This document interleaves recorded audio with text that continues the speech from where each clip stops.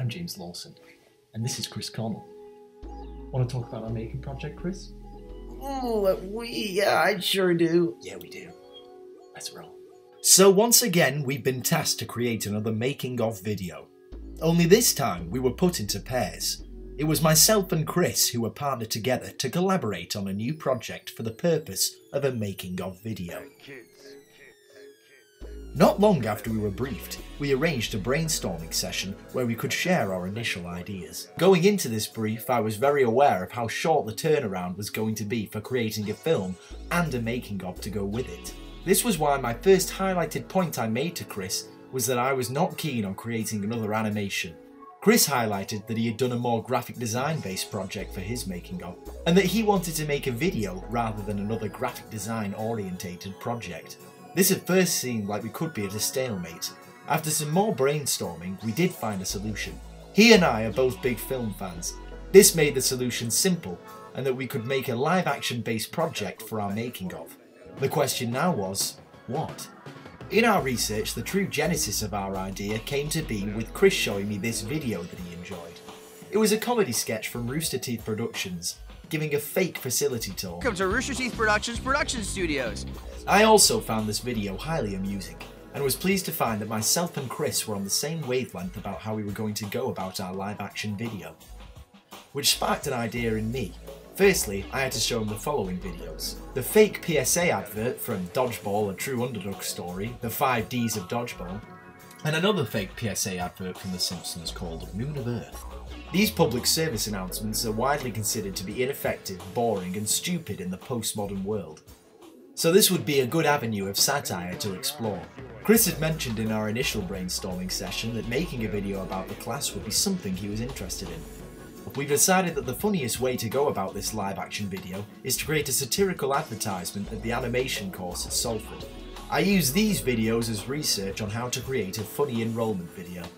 The banned University of Lincoln advert series created by Tom Scar. With the basic structure of what our script was going to be, we both separated to go off and write our own drafts. This brought us on to script writing. Once we had finished both of our rough drafts of the script, we regrouped to see the ideas that each other had had. Because we would be representing the university in the video, some of the jokes I'd written had to be omitted, perhaps because of their slightly crude nature. Once the editing was complete, we had a second draft of the script that we were both happy with. Chris had also sketched out some shots that he thought would be ideal for the video. It was with these creative visual pieces of humour that we became more confident with our second draft of the script, and set to actually going into production the next day.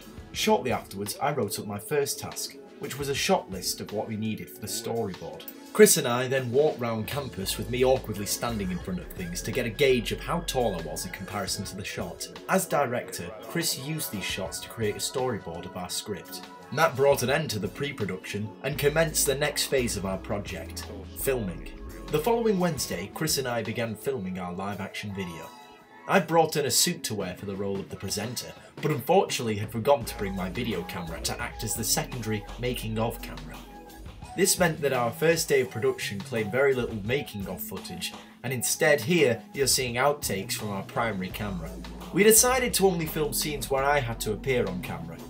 This was a good tactic in hindsight because as a pair we got to see how each other worked in the shooting situation. Right, we'll do that shot again just...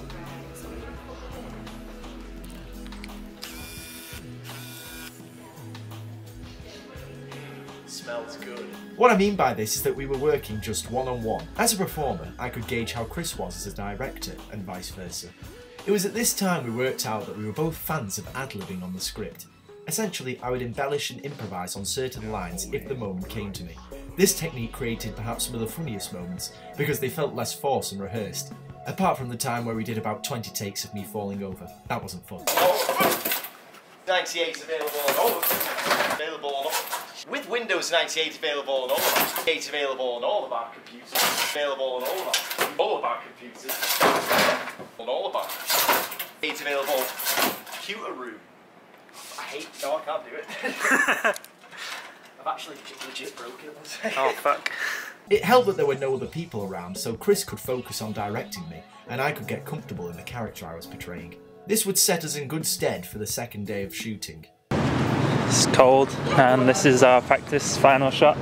On the Friday, we had marked out that we needed to film all scenes that required other actors. Thankfully, this time I had not only brought my suit, but also my camera and tripod, which would come into great use when filming our making of footage.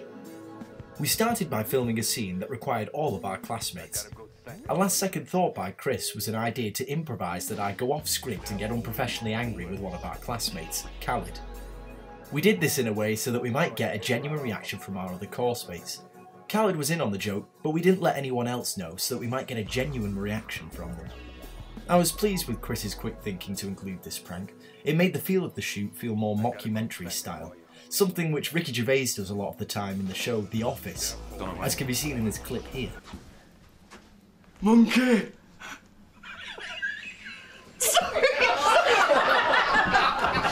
After shooting that scene, it was all the scenes with our classmate Luca, who was the only other actor we needed for this video. It was good having Luca with us as he was able to film a lot of our making of footage, so that Chris could focus on directing the actual production. Luca was very easy and good to work with. What you've been working on?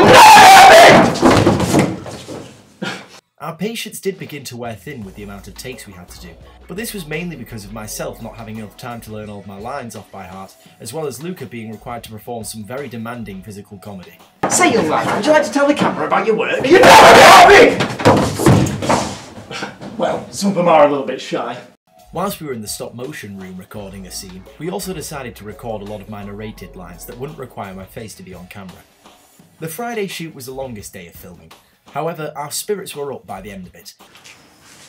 Director Chris, hard at work. You know, this is essential director work, really. Just let everyone else stand by and just let him clean up. Well, we were underfunded. I think it's a good dynamic we have here. You know, Chris understands I'm a performer. I need to rest. You know, he understands that he has to get his hands dirty. You know, because I need to look good for the camera, really. So, you know, how's it going, Chris? You doing well? Yeah. Good. Good. Yeah, just come on, mate. You know, you missed a little bit over here. Right, Don't fucking take the piss, mate. Clean up. As it seemed that we managed to get most of the footage recorded. Unfortunately, due to bad weather, I could still not film the exterior solo shots that were necessary for the beginning of the video. Unfortunately, guys, the weather is not on our side today. As well as some very annoying bin men making lots of noise.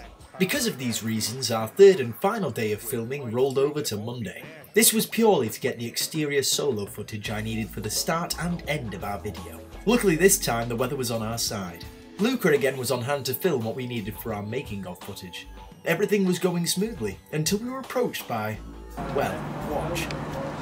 Well, you can get a permit easy enough. Where did you get one from? Basically, walk straight to the end of this building, turn left, and in the middle of the building you'll see the permit office. Right, okay. And basically, if you just go and tell them what you're doing, they'll give you a permit. Oh, right, fantastic. Okay, just at the end of this building. Walk straight to the end of the building, turn left. We went round to the permit office and were granted permission to film on location. Yeah, it was weird. They were just asking me what we were filming. I responded with student film. And he said, we're not jumping around with bikes or anything like that. And I was like, no, very specific. No, we're just, I'm just assuming the role of I kept it simple, news reporter. Technically lied. It's actually, I'm actually a presenter, but you know, fuck the police. So here we are, ready to film, all licensed and paid for.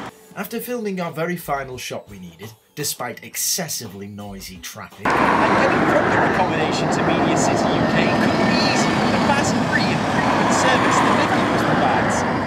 Well, one day, we're still waiting for it to show up. Every bit of transport got in the way. it was time to hand over to Chris for the post-production of our video. Take it away, Chris! Thanks, James. Hi, Chris Connell here, and welcome to editing. The post-production of our piece was probably the longest task we had to do. We had hours worth of footage which we then had to condense down into a 4-minute video. As well as this, we also had to find stock footage for the parts where there wasn't any footage, we just had James speaking the lines. In editing, aside from putting the film in order and picking out the best takes, we also had to create the look and the feel of an old school public service announcement. This involved taking our base video, adding in the aspect ratio bars, colour correcting, and finally adding waves and noise. As you can see, this definitely helped when compared to what we had originally. And did I hear 100 megabytes of data available at their fingertips? Median City, more like Silicon Valley, am I right? I'm brilliant. That's a great bit of post-production there, Chris. Now shut up and let me talk again. To conclude, I think that me and Chris are very pleased with the outcome of this video. I think that we've been realistic in the deadline that we were given of 4 weeks, but at the same time not stayed away from taking risks. We've still took risks. Firstly, the subject matter we chose was a risky one to take on because of what we were representing in it. If the university wasn't to like it, and if I wrote a joke that was a bit too close to the bone, then we could have jeopardised all of the efforts of our making of. I think it tested both our skills as writers, and having that limitation there, it was a good challenge to have, as well as perhaps keep some of my more risque material at bay. Plus, they always say you should write about what you know. Not only was this risk taken in our writing, but in other aspects of our project as well. Admittedly, we did place some reliance upon our fellow classmates. This could have been risky, as there may have not been anyone available for the times we specified in our schedule. There was one thing that perhaps me and Chris both should have changed in the making of this project, and that was our presence within each other's editing. I think perhaps I should have been more present whilst Chris was editing our project video, and Chris should have been more present whilst I was editing the making of video, which you're watching right now. Not to say that this has damaged any sort of quality in our work, but I think Chris would agree with me that perhaps if we'd had more back and forth feedback during our editing phase, we'd have had maybe some new ideas come out. We were lucky in the fact that we recognised each other's strengths. Chris has a knack for editing in filmmaking, and I think I have a knack for editing in documentary style video. So we were both pleased with each other's outcomes. We worked well together, and I think he as a teammate was reliable in keeping in time with our schedule. I'd like to think I was as well. And not only that, I feel like I was good at taking on Chris's criticisms as well as he was good at taking on mine, whether that was in writing, directing, or acting and performing. It was good to stretch our legs in roles that we were wanting to do, or in other cases didn't even realise we had a passion for. We both wanted to have a go at exercising our script writing skills. I know Chris was pleased to assume the role as director, and I didn't realise until recently I had a passion for performing, so it was good that I had a chance in this project to practice that. Mainly, I'm just pleased we found a medium we were both passionate about and happy with.